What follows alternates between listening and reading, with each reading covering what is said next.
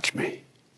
साल 1983 में केविन नाम के एक आदमी ने एक वर्चुअल दुनिया बनाई जिसे ट्रॉन सिस्टम कहा जाता है। इसी सिस्टम के एक हिस्से को ग्रिड कहते हैं, जहां पर किसी भी तरह के एक्सपेरिमेंट को असल दुनिया के मुकाबले बहुत तेजी से किया जा सकता है। केविन ने किसी तरह अपने शरीर को भी इसी दुनिया में अपलोड कर दिया था। अब कहानी साल 2025 में पहुंची। अब हम डिलिंजर सिस्टम्स कंपनी के मालिक जूलियन को देखते हैं, जिसने ग्रिड के ऊपर एक सुपर सोल्जर प्रोग्राम बनाया था जिसका नाम है एरिस। सालों की ट्रेनिंग के बाद एरिस अब इतना ताकतवर हो चुका था कि वो एक समय पर बहुत सारे दुश्मनों से लड़ सकता है। एरिस को जूलियन अपनी कंपनी का हुक्म का इक्का समझता है। अब उसने इन्वेस्टर्स के लिए एक खास प्रेजेंटेशन रखी। सभी इन्वेस्टर्स ने जब सेफ्टी ग्लासेस पहन लिए तो एक बहुत बड़ी मशीन एक्टिवेट हुई जिसने कई लेजर्स की मदद से कमरे के बीचों बीच एक टैंक बना दिया। ये टैंक आधुनिक हथियारों से भरा हुआ था, किसी भी तरह के युद्ध में जाने के लिए बिल्कुल तैयार। जूलियन ने इन्वेस्टर्स को बताया कि इस टैंक को मैंने ग्रिड सिस्टम के अंदर बनाया है और लेजर्स के जरिए असल दुनिया में लाया गया है। अब ये एक बार बना दिया ना, इसको जितनी मर्जी बार कॉपी कर लो। हम कुछ ही मिनटों में इस टेक्नोलॉजी से बहुत सारे टैंक बना सकते हैं, दुनिया की किसी भी फौज को हरा सकते हैं। साथ ही उसने अपने फौजी एरिस को दिखाया जो कि टैंक के अंदर से निकला। उसने बताया कि एरिस बहुत ज्यादा ताकतवर है, उसका पूरा कंट्रोल उनके पास है तो वो गद्दारी नहीं कर सकता। अगर लड़ाई में एरिस मर भी गया तो फर्क नहीं पड़ता, हम 2 मिनट में दूसरा प्रिंट कर देंगे। तभी बाहर से बिजली कड़कने की आवाज आई तो एरिस ने सबसे कहा कि जल्द ही बारिश होने वाली है। ये सुनकर सब लोग हंस पड़े। इन्वेस्टर्स जूलियन की प्रेजेंटेशन से बहुत खुश हुए और उसके साथ काम करने को सारे तैयार हो गए। इन्वेस्टर्स के जाने के बाद एरिस बाहर गया और बारिश में एक जुगनू को देखकर हैरान हो गया, क्योंकि उसने पहले कभी असल दुनिया में ये सब कुछ महसूस नहीं किया था। तभी अचानक एरिस और टैंक दोनों टुकड़ों में टूटकर गायब हो गए और ये पता चला कि असल दुनिया में ये प्रोग्राम सिर्फ 29 मिनट तक ही टिक पाएंगे। जूलियन की माँ एलिजाबेथ ने उसे चेतावनी दी कि इन्वेस्टर्स को ऐसे धोखा देना ठीक नहीं होगा, उन्हें बता दो कि 29 मिनट बाद सब गायब हो जाएगा। लेकिन जूलियन ने अपनी माँ को बताया कि मैं परमानेंस कोड को ढूंढ लूंगा। परमानेंस कोड मिलते ही उसके प्रोग्राम हमेशा के लिए असल दुनिया में रह सकेंगे। मगर एलिजाबेथ ने उसे याद दिलाया कि 6 महीने के अंदर अंदर कुछ तो करना होगा तुम्हें, वरना ये इन्वेस्टर तुम्हें कच्चा चबा जाएंगे। ट्रॉन सिस्टम के इन्वेंटर केविन ने परमानेंस कोड को कहीं छुपा रखा था ताकि कोई भी इंसान ग्रिड में खतरनाक चीजें बनाकर उन्हें असल दुनिया में हमेशा के लिए न ले आए। और ये कोड कहाँ है कोई नहीं जानता। इसके बाद हम अलास्का में ईव नाम की लड़की को देखते हैं जो कि केविन की ही बेटी है। वो एक प्राइवेट स्टेशन में पहुंची जो कि केविन ने ही बनाई थी। फिर बाद में उसकी बहन टेस ने इस जगह का इस्तेमाल किया, लेकिन फिर बाद में उसकी मौत कैंसर से हो गई। ईव ने जैसे ही कंप्यूटर चलाया उसे टेस का एक मैसेज मिला जिसे देखकर वो बहुत भावुक हो गई। कुछ देर बाद उसका दोस्त सेथ भी वहाँ पर आ गया। टेस ने अपनी पूरी जिंदगी परमानेंस कोड ढूंढने में लगा दी थी और अब ईव और सेथ मिलकर उसके इस मिशन को आगे बढ़ाने वाले थे। 4 दिनों तक जमा देने वाली सर्दी में रहते हुए उन्होंने ढेर सारे पुराने डेटा को छान मारा। आखिर में उन्हें डीएनए की शेप का एक अजीब सा कोड मिला। उस कोड को टेस्ट करने के लिए उन्होंने ग्रिड के अंदर एक संतरे का पेड़ डिजाइन किया और फिर लेजर्स की मदद से उसे असल जिंदगी में ले आए। उन्होंने बड़े ध्यान से स्टॉप वॉच चलाई, ये देखने के लिए कि 29 मिनट बाद भी पेड़ रहेगा या नहीं, लेकिन उस पेड़ का कुछ नहीं बिगड़ा। उधर एरीज फिर से ग्रिड में जागा, लेकिन इस बार वो बहुत डरा हुआ था। उसके दिमाग से जूलियन की बातें जा नहीं रही थी। जब वो एरीज के लिए बोल रहा था कि अगर ये तबाह भी हो गया तो दूसरा बना लेंगे। उसकी दूसरी कमांडर एथीना ने पूछा कैसी रही दूसरी दुनिया की सैर। एरीज ने उसे बताया कि बारिश तो कुछ अलग ही महसूस हो रही थी। एथीना को उसकी बातें समझ नहीं आई क्योंकि वो कुछ महसूस थोड़ी कर सकते हैं, वो लोग इंसान थोड़ी हैं। अगली रात एनकॉम कंपनी ने अपनी लेटेस्ट गेम के लॉन्च के लिए एक बड़ा इवेंट रखा। उनका चीफ टेक्नोलॉजी ऑफिसर अजय बहुत परेशान है और ऊपर से मीडिया भी इवेंट से उसके गायब होने की खबर पूरे शहर में फैला रहा था। इसी बीच एलिजाबेथ को पता चला कि जूलियन एनकॉम को हैक करने वाला है, क्योंकि वो जानता है कि ईव भी परमानेंस कोड के पीछे लगी हुई है। एलिजाबेथ ने कहा कि ये बहुत रिस्की है, रहने दो, लेकिन जूलियन ने अपनी माँ की बात को नजरअंदाज कर दिया और अपनी फौज को भेज दिया ईव की यूजर फाइल्स चुराने के लिए। जल्दी ही एरिस, एथीना और दूसरे कुछ फौजी ग्रिड के अंदर एनकॉम के सर्वर में घुस गए।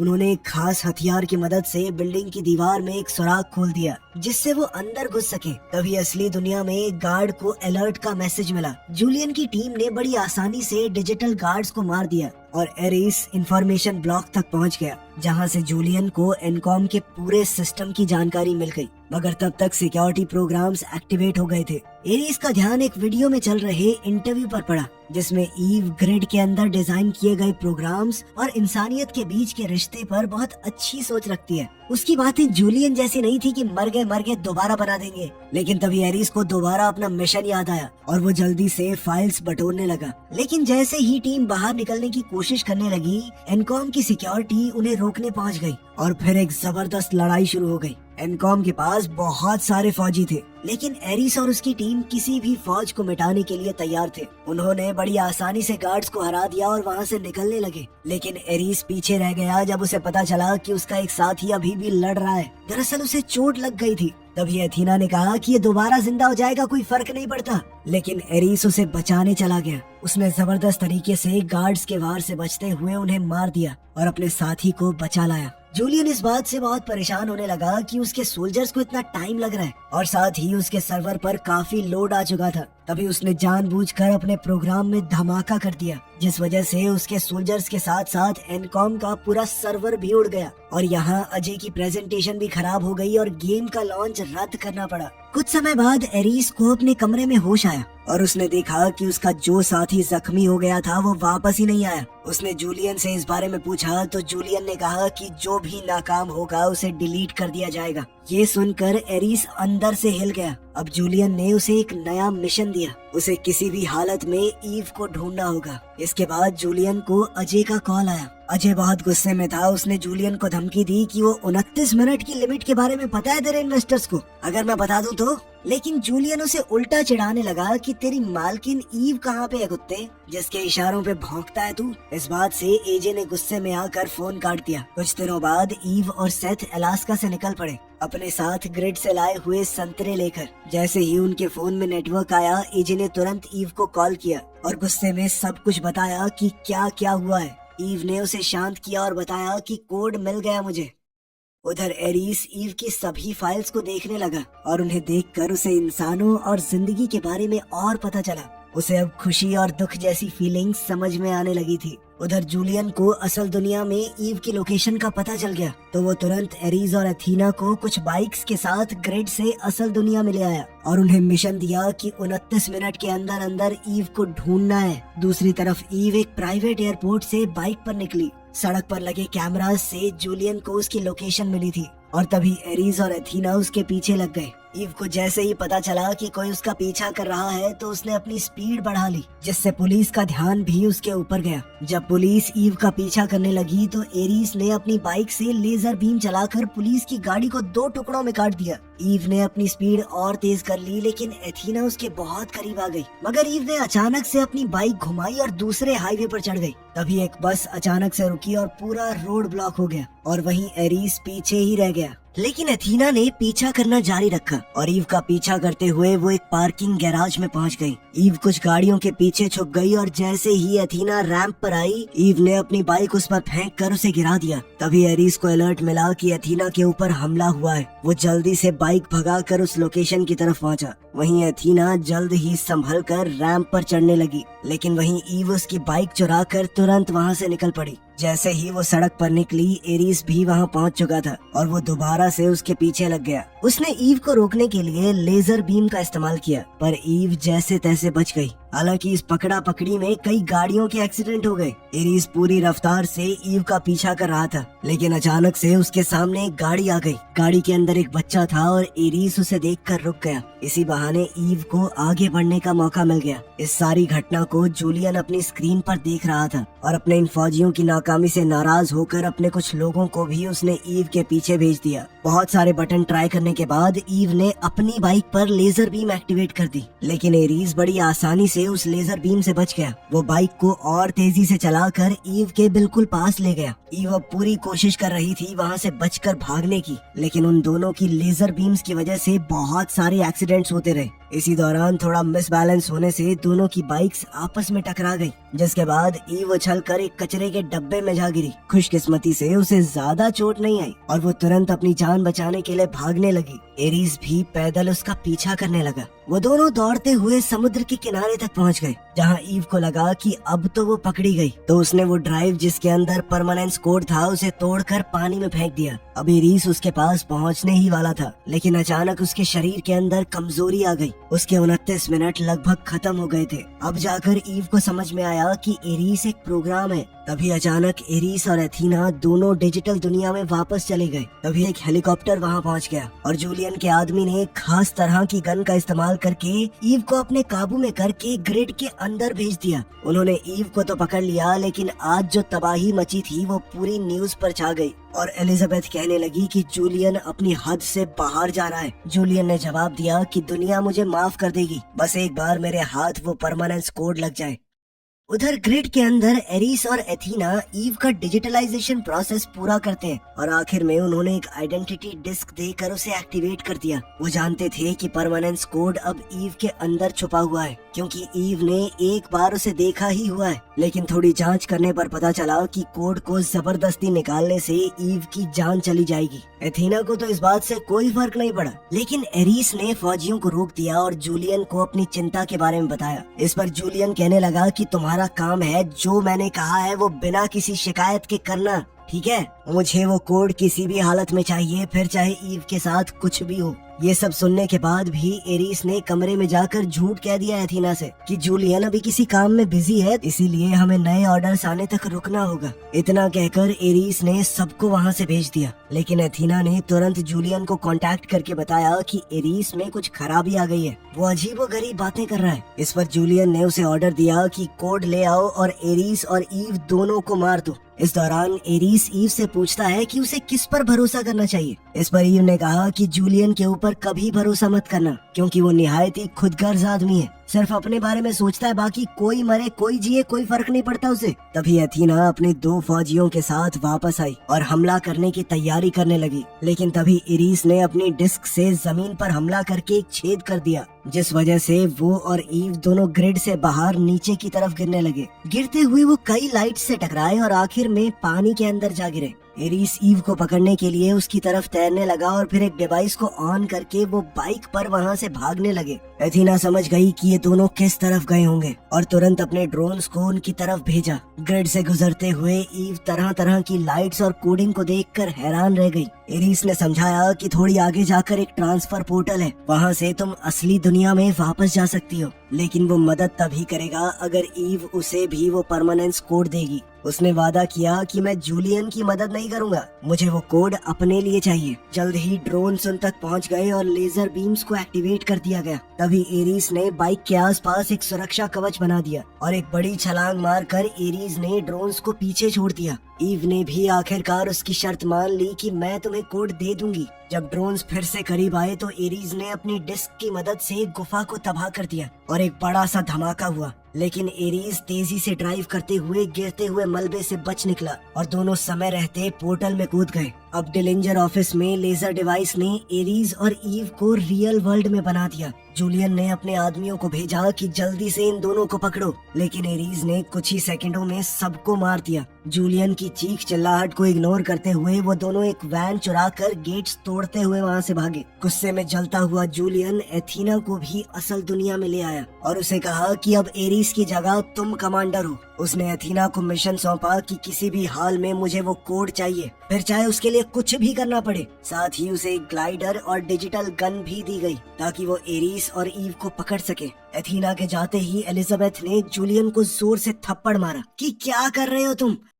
रोड पर ईव ने एरिस को बताया कि उसने वो कोड केविन की पुरानी फाइल्स में ढूंढा था, मतलब कि कोड की एक कॉपी केविन के पुराने सिस्टम में भी होगी। लेकिन एरिस ने हिसाब लगाया कि इस पुरानी सी वैन में हम एनकॉम ऑफिस 29 मिनट में तो नहीं पहुंच पाएंगे। तभी वो लोग एक पेट्रोल पंप पर रुके और ईव ने क्लर्क को फोटो मैगजीन में अपना चेहरा दिखाते हुए कहा कि देख मैं फेमस हूँ, मुझे एक बार अपना फोन दे दे, बाद में बहुत पैसे दूंगी। उसने सेथ को कॉल करके कहा कि ऑफिस के अंदर एक डिजिटलाइजिंग गन लेकर उसका इंतजार करे। साथ ही उन्होंने क्लर्क की तेज भागने वाली गाड़ी भी ले ली। ईव ने उस आदमी से वादा किया कि मैं तुम्हें बहुत सारे पैसे दूंगी, चिंता मत करो। गैस स्टेशन के सिक्योरिटी कैमरास पर उनकी गाड़ी दिख गई, जिससे अथीना ने उनकी लोकेशन का पता लगा लिया। एरिस गाड़ी को बहुत तेज चलाने लगा, लेकिन उसके जबरदस्त रिफ्लेक्सेस की वजह से वो आसानी से सारी गाड़ियों से बचकर निकलता रहा। सफर के दौरान उसने ईव को बताया कि मैं तुम्हारे बारे में लगभग सब कुछ जानता हूँ, क्योंकि मैंने तुम्हारी सारी फाइल्स पढ़ी हैं, तुम्हारे परिवार के साथ तुम्हारे भेजे हुए मैसेज तक पढ़े हैं। ईव ने उसे बताया कि प्यार और दुख इंसानी जिंदगी का हिस्सा है। एरिस भी समझ गया कि ईव अपनी बहन के काम को इसलिए जारी रखना चाहती है ताकि वो उससे जुड़ी रह सके। एनकॉम ऑफिस के बाहर पहुंचकर एरिस ने जल्दी से गाड़ी पार्क करने के चक्कर में ठोक दी। वो दोनों सेथ से मिले और तेजी से म्यूजियम फ्लोर की तरफ भागते हुए गए, जहाँ पर केविन का पुराना सिस्टम एग्जीबिशन में लगा हुआ था। जैसे ही ईव को कोड मिला, सेथ ने डिजिटलाइजिंग गन को जोड़ना शुरू कर दिया, लेकिन इससे पहले वो एरिस को कोड दे पाते एथीना वहाँ पहुँच गई। उसने तुरंत हमला नहीं किया और एरिस समझ गया कि ये बस इस बात का इंतजार कर रही है कि मेरे 29 मिनट खत्म हो जाएं। एरिस ने कहा कि प्लान को थोड़ा बदलना पड़ेगा, मेरे बिना तुम दोनों इससे लड़ नहीं पाओगे। वो खिड़की से कूद गया ताकि एथीना से लड़ सके, लेकिन ईव एरिस को मरने नहीं देना चाहती थी। उसने गन को एक्टिवेट कर दिया और एरिस को केविन की ग्रिड में भेज दिया। अब एथीना खिड़की तोड़कर अंदर घुस गई। उसने देख लिया कि एरिस को ग्रिड में भेज दिया गया है, इसीलिए उसने बंदूक को भी बीच से काट दिया ताकि वो वापस ना आ सके। सेथ ने उस पर हमला करने की कोशिश की, लेकिन एथीना ने एक मुक्का मारकर उसे दूर फेंक दिया। सेथ अब आर्केड मशीन से टकराकर बेहोश हो गया। ईव भागने की कोशिश करने लगी और उधर एथीना हर एक मशीन को तबाह करते हुए उसका पीछा कर रही थी। आखिरकार एथीना ने ईव को घेर लिया, लेकिन तभी छत से पानी गिरने लगा। अपने शरीर पर पानी के एहसास ने उसे बिल्कुल उलझा दिया। इसी उलझन की वजह से उसका टाइम खत्म हो गया और वो ग्रिड में वापस चली गई। लेकिन जूलियन के होश उड़ गए ये जानकर कि एथीना ने खुद ब खुद लेजर्स की मदद से अपने आप को असल दुनिया में वापस भेज दिया था। वो उस पर चिल्लाने लगा कि रुक जाओ, मैंने तुम्हें बुलाया। तभी एलिजाबेथ उसके पास आई ये बताते हुए कि बोर्ड ने तुम्हें हटा दिया है, तुम्हें कंपनी से निकाल दिया गया है, पूरी कंपनी का कंट्रोल अब मेरे पास है। उसका पहला फैसला था कि इस प्रोजेक्ट को बंद कर दिया जाए, लेकिन एथीना ने बिना वक्त गवाए अपनी डिस्क से एलिजाबेथ को मार दिया। ये देखकर जूलियन बिखर गया, लेकिन एथीना ने उसे याद दिलाया कि तुमने ही तो कहा था कि किसी भी हाल में तुम्हें वो कोड चाहिए, तो मैं तो बस अपना मिशन पूरा कर रही हूँ। अब एथीना ने अपने 2 फौजियों और एक बहुत ही ताकतवर व्हीकल को असल दुनिया में बुला लिया था। उन्हें लेकर वो अपना मिशन जारी रखती है। उसके जाने पर जूलियन कंप्यूटर की तरफ भागा और सिस्टम को ओवरराइड करने की कोशिश की, लेकिन एथीना ने पूरे सिस्टम पर कब्जा कर लिया था। उधर एनकॉम ऑफिस में अजय तबाही देखकर हैरान रह गया। ईव ने उसे पूरा सच बताया और कहा कि इस बंदूक को जल्दी से ठीक करो, यही हमारा आखिरी चांस है। तभी उन्हें दूर से एथीना आती हुई नजर आई और ईव समझ गई कि जब तक डिलिंजर सिस्टम्स के सर्वर चल रहे हैं, एथीना बार बार वापस आती रहेगी। उसने अजय से कहा कि एथीना की गिराई हुई बंदूक का इस्तेमाल करके डिलिंजर सिस्टम्स के सर्वर्स को हैक करे और उनकी ग्रिड को बंद कर दे। सड़क पर लोग एथीना को देखकर उससे घबराने लगे। पुलिस का एक हेलीकॉप्टर उसे रोकने के लिए आया, लेकिन एथीना ने खतरनाक लेजर्स का इस्तेमाल करके उसे हवा में ही उड़ा दिया। कुछ ही देर में फौज ने अपने फाइटर जेट्स भेजे, लेकिन वो भी कुछ ही सेकंडों में गिरा दिए गए। ईव सड़क पर भाग रही थी, इसलिए एथीना ने बहुत सारी ट्रैकिंग मिसाइल्स उसकी तरफ भेज दी। बेचारी ईव कुछ मिसाइलों से तो बच गई, लेकिन फिर कुछ ड्रोन्स ने उसके इर्द गिर्द घूमकर रोशनी का एक घेरा बना दिया, जिसके अंदर से वो निकल नहीं सकती थी।